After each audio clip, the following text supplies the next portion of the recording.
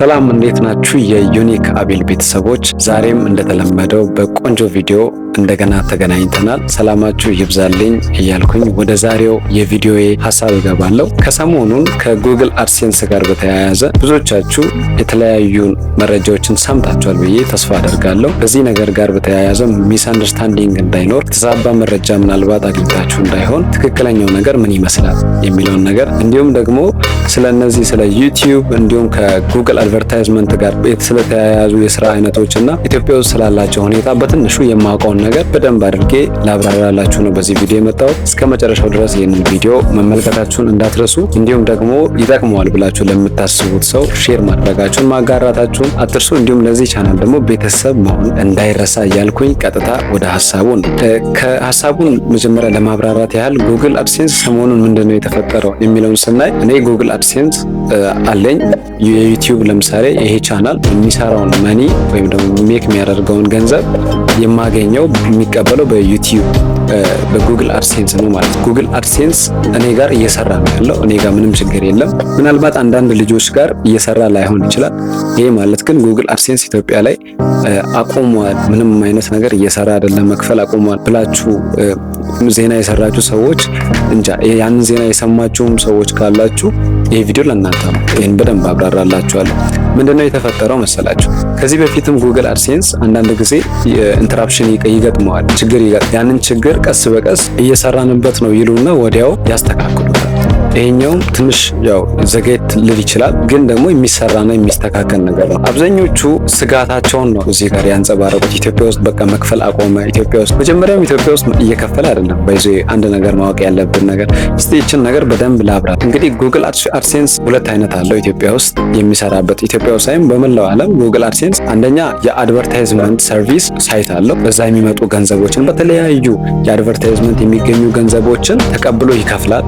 ሁለተኛ ደግሞ በዩቲዩብ የሰራችሁትን ገንዘብ ተቀብሎ ይከፍላል። ምንድነው ጉግል አድሴንስ? መጀመሪያ እስቲ ከትርጉሙ ጀምረን ነው። ጉግል አድሴንስ የሚባለው ዓለም አቀፋዊ ካምፓኒ ነው። ከዩቲዩብ ጋር ይሰራል፣ ከሌሎች ነገሮችም ጋር ይሰራል። ስፔሻሊ ከጉግል አድቨርታይዝመንት ወይም ደግሞ ከጉግል የማስታወቂያ ስራ ድርጅት በመባል ነው የሚታወቀው የጉግል አድሴንስ የሚባለው።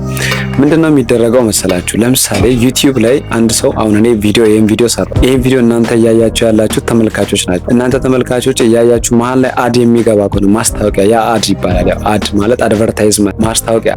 በዛ ማስታወቂያ ያ ማስታወቂያ የድርጅቶች ሊሆን ይችላል። ስለዚህ ያ ድርጅት ለዩቲዩብ ከፍሎታል። ዩቲዩብ ደግሞ ያንን ገንዘብ ከኔ ምክንያቱም የኔን ቪዲዮ እያያችሁ ስለሆነ ማስታወቂያውን ያያችሁት ከኔ ጋር ሼር ያደርጋል። ሼር ያደረገውን ገንዘብ ደግሞ ለኔ ሊከፍለኝ የሆነ አማካይ መጀመሪያ መሀል ላይ ያለ ሚዲየም ያስፈልጋል። ያ ሚዲየም ነው ጉግል አድሴንስ የሚባለው። ወይም ደግሞ በኔ በክሬተሩ እና በካምፓኒው በዩቲዩብ ካምፓኒ መካከል ላይ ወይም በሌሎችም ከጉግል አድሴንስ ጋር በሚሰሩ ካምፓኒዎች መካከል ላይ የቆመ ባንክ በሉት በቃ ጉግል አድሴንስ የሚባለው ነው። ጉግል አድሴንስ የተቀበለውን ገንዘብ የሚልክባቸው ቀናቶች አሉ። አሁን እነዛ ቀናቶች ኢትዮጵያ ላይ ያው በፈረንጆች ነው። በፈረንጆች ከቀን 21 ጀምሮ ላሉት ለተከታታይ ለ9 ቀናቶች ገንዘቡን የሚልከው ማለት ነው። ኢትዮጵያ ውስጥ አሁን ያለን ዩቲዩበሮች እንዴት ነው ገንዘቡን የምናገኘው? ዋይር ትራንስፌር የሚባል አለ። በዋይር ትራንስፌር ለኛ ይልክልናል። ስለዚህ እንደ ባንክ ገንዘቡን ተቀብሎ የሚያሰራጭ ነው። ይሄ ወሳኝ ነው ያው ገንዘብ አካባቢ ስለሆነ። ግን ጉግል አድሴንስ ከዚህ በፊትም አንዳንድ ችግሮች ይገጥሙታል በተለያዩ ጊዜያቶች። ለምሳሌ እኔም የሆነ ጊዜ ላይ ታክስ ኢንፎርሜሽኑን አልሞላም ተብዬ ወሩን ሙሉ የሰራሁት ብር ምንም ሳይገባልኝ ቀርቶ ከዛ በኋላ በቀጣይኛው ወር ገብቷል። እንደዚህ አይነት ችግሮች ገጥመው ያውቃሉ። አዲስ አይደለም።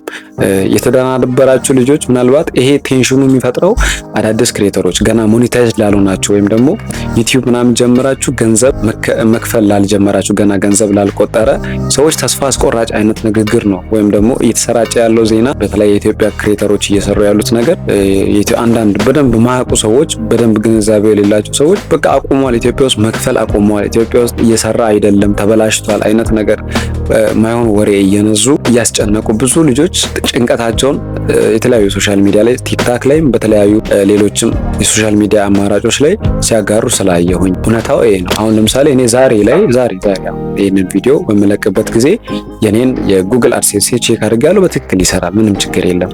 አንዳንድ ልጆች ጋር ነው የተበላሸው፣ አንዳንዱ ጋር ደግሞ እየሰራ ነው ያለው፣ ምንም ችግር የለም። የተበላሸው ስላችሁ ሲስተሙ ያው እስከሚስተካከል ድረስ ማለት ይስተካከላል። ቶሎ ደግሞ ወቅታዊ ችግር ነው። ብዙም መደናበር ምናምን አያስፈልግም። ኢትዮጵያ ከዚህ ወጣለች ምናምን ልንገራችሁ። ኢትዮጵያን መጀመሪያም እነሱ ኢንክሉድ አላረጉ በዚህ ነገር ውስጥ። ኢትዮጵያ አሁን ጉግል አድሴንስ ምናምን ወክሎ ዩቲዩብ ካምፓኒን ወክሎ አንድ ኦፊስ አዲስ አበባ የለም። ሌሎችም ከተማዎች ላይ ያለችው ዋና ከተማ አዲስ አበባ ላይ ኢንተርናሽናል ካምፓኒዎችን ወክሎ የቆመ አንድ ካምፓኒ የለም። ስለዚህ መጀመሪያም እነሱ እየሰሩ ያሉት የእኛን ምክንያቱም ትውልደ ኢትዮጵያውያን የሆኑ የኢትዮጵያውያንን ስራ፣ የኢትዮጵያውያንን ቲክቶክ፣ የኢትዮጵያውያንን ዩቲዩብ፣ ኢትዮጵያ ላይ ያሉ ልጆች፣ ኢትዮጵያ ላይ ያሉ ሰዎች የሚለቁትን ነገር ውጭ ሀገር ሆኖ የሚያዩ ትውልደ ኢትዮጵያውያን ስላሉ እነሱ ደግሞ ውጭ ሀገር ሆኖ ዩቲዩብ በሚፈልገው መንገድ ስለሚያዩለት ስለሚከፍሉትም ጭምር ከነሱ ገንዘብ ስለሚያገኝ ይለቃል። ቪዲዮአችንን እስከ ውጭ ድረስ ስለሚያሳይ ይፈልገዋል የኢትዮጵያን ሀገር። ግን ኢትዮጵያ ላይ ኦፊስ ከብቶ ምናምን የለም። ይሄም ምክንያቱን ልንገራችሁ። ኢትዮጵያ ውስጥ ለምንድን ነው ዩቲዩብ የማይከፍለው? ወይም ደግሞ በኢትዮጵያ ቪው አይከፍልም ዩቲዩብ። ያው እውነታው ይሄ ነው። በኢትዮጵያ ቪው ወይም ደግሞ ኢትዮጵያ ውስጥ ብዙ ሰው ቢያያችሁም ዩቲዩብ ላይ ከሎኬሽኑ ኢትዮጵያ ከሆነ አይከፍልም። የማይከፍልበት አንድ ምክንያት ነው።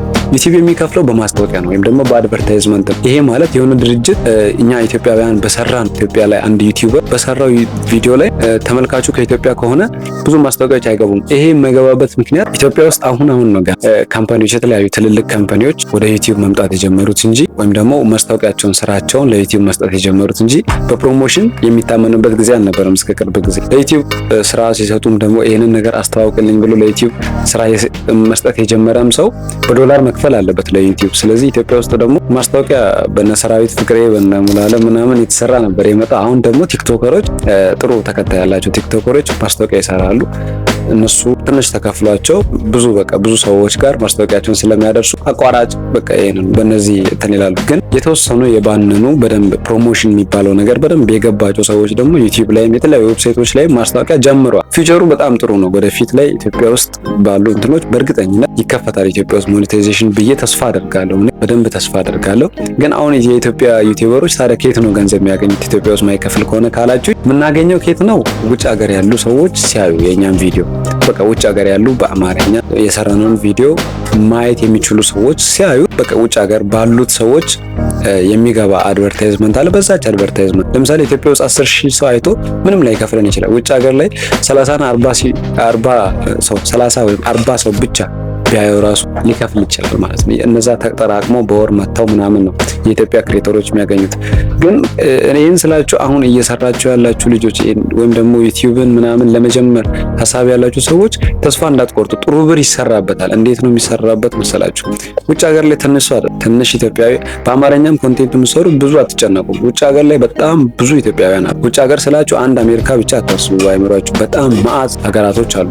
እዛ ሁላ ላይም ሀበሻ ቢቆጠር ከሚሊየን ምናምን ይበልጣል። እናንተ አሪፍ ነገር ስሩ።